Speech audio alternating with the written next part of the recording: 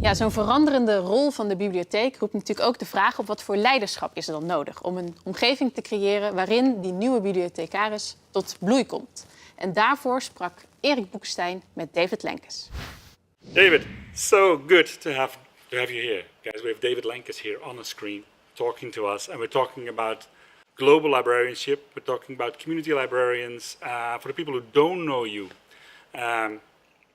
you've written books like The Atlas of New Librarianship, Field Guide, the Expect More book. How are you doing? How are you doing, by the way, anyway? Because you put it out there very bravely that you're having a chemo treatment at the moment. Are you okay? I am. I just finished one up, but they give me lots of good medicines to keep me awake, so I'm doing very well. Thank you for asking. Well, I think it's an honor for us that you're doing this. But talking about the Atlas of Librarianship, award-winning book, how did it change? How did it change your life, and how did it change for you, to your idea, the way we look at librarianship today? It was really the start of something that I was seeing, that we were looking at libraries, particularly public libraries, shifting more and more around community, more and more around learning. And that the whole purpose of that book was really to say, what's the role of a librarian in a library, or even outside of a librarian, in this new way of thinking? And fundamentally, what it meant was that librarians' primary job was to help people learn, help communities get smarter, not just to manage and maintain materials that could be used to do that. That they were really directly involved in building and advocating and helping form communities. And that meant that we needed to focus a lot more on librarians and their skills and their roles than on the collections, the materials, and the buildings when we were doing that. Excellent. And well, having said that and moving on, as you did with the Expect More, what do libraries, what do societies expect from the libraries? I mean, the librarians have changed, the libraries have changed. Do you think we are more in touch with what society demands from our libraries, or is there still a lot to be learned? Both. The more you learn, the more you know you need to learn. Libraries have existed for 4,000 years because they've constantly changed, not because they never changed. And the societies that we are informing, what we've seen over the past 100 years is that libraries and the idea of literacy and the idea of access to materials has broadened from just the scholars and to the priesthood and then to the royalty to every man. And so that realizes that as we've broadened the impact we're seeking to have, we need to understand better on how to educate and how to interact with diverse groups. And we're learning a lot about that. And some of it's trial and error, and some of it's bringing in theory from everything from business and marketing to education and learning, and finding what then is unique about librarianship. And so one of the easy ways that I'm currently thinking about it is, we've always seen the core skills of librarians to be things like how to organize materials, metadata, cataloging, how to aggregate, bring those things together, the way of finding information, searching through information sources and reference. And what we're now understanding is that there's a third fundamental skill that librarians need, which is facilitation. Yes. And that's how to not simply have a conversation with the community or community members, but how to have help a community have a conversation among itself. And that switch has been moving librarians from thinking about stuff and things and how do I organize this stuff and the values on the stuff and things and building to the values them.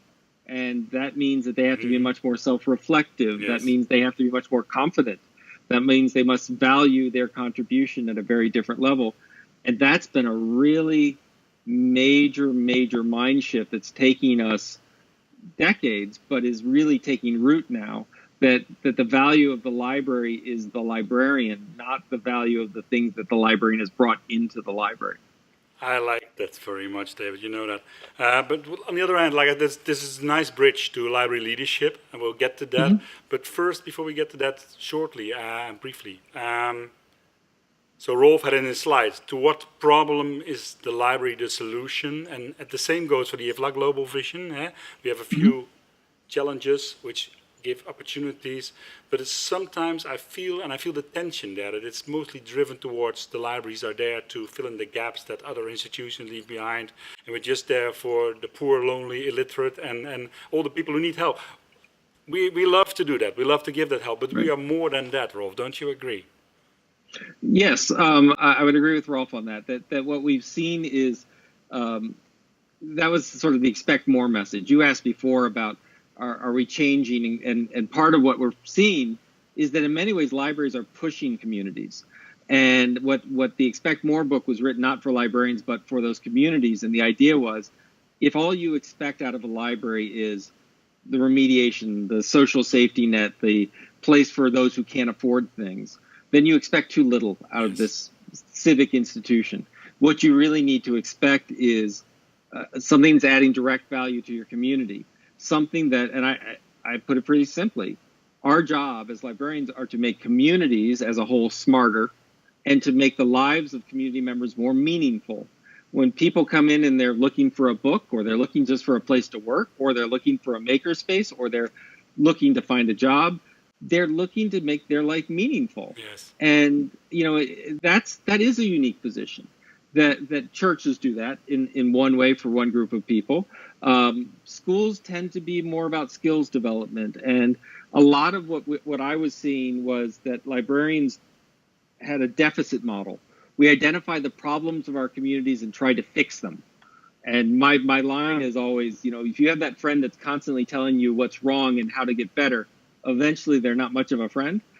What we're seeing is this move to an asset model, an aspirational model, that libraries are going in and they're saying, what does this community want to be? Do we want to be thriving in an economic hub? Do we want to be literate? And usually it's a mix, but the biggest advance that, just in the past 4 years we see over the United States, and I see it in some international libraries, is look at the strategic plans of libraries. They always used to be about customer service or how to get good materials. And now they're talking about fighting poverty and having digital literacy skills. I love the Public Libraries 2020, what's going on in the EU effort, which is, digital skills are fundamental, and we are a fundamental place to make that happen. And to me, that fits in the theme of the 4,000 years that we're there to make communities smarter. So I think that's the special sauce here. We're not just the filling in gaps. We're the ones that pulls it all together. And we're one of the last remaining civic institutions in the world that truly brings a whole community together to have that conversation. But last question, Leif, because we're running out of time already. We had quite a few young librarians in the room today. I was very happy, and I see them and their enthusiasm rising everywhere. I'm really positive about the momentum of libraries. I mean, there's a very positive vibe going around in library land that I notice. But what I do, and that connects to, I know a bit about your plans, of course. We do, what they miss is an environment when they come back with their new skills and they come home to their library, their sole community librarian that finds it hard to put all those ideas into practice. We need leaders that understand. We need leaders that help them make that culture in which they can grow. How do we create those leaders, David? What do libraries need to do to create better leaders? The good news is I think we're in a much better position than when we started. When I was writing, when you were doing the work in Doc, when we looked at, we were the crazy ones. We were the ones that people looked at us and they said, okay, that might work in that one little place, or that might be great theoretically, but, we know what libraries still are. We're now in a position where the crazy ones are working at national libraries, are directors of library schools, are directors of, the Munich Library and directors of, and what we need to realize is that's great.